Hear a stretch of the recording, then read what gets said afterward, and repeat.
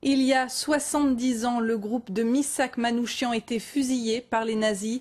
Une journée de commémoration était organisée aujourd'hui en mémoire de cette vingtaine de résistants. Leur chef de bande, l'Arménien Missak Manouchian, né en Turquie en 1906, était arrivé à Marseille en 1924. Henri Serin, Joe Lovette.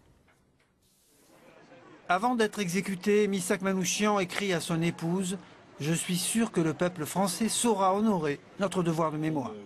70 ans plus tard, politiques et anciens combattants sont bien présents. Pour la communauté arménienne, le groupe Manouchian est aujourd'hui un véritable symbole citoyen. Et c'est ça qui est important de montrer, comment est-ce que les valeurs qu'il a voulu véhiculer, comment tout ce qu'il a fait aujourd'hui peut nous guider encore dans la crise identitaire que l'on connaît actuelle en France. Manouchian et ses compagnons restent un modèle aujourd'hui de résistance et de combat.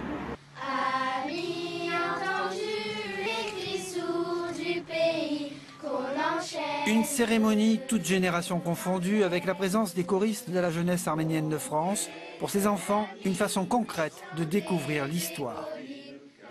Les impliquer dans cette mémoire et le souvenir de ces combattants pour la France. Aujourd'hui, ce genre de valeurs sont un peu en perte.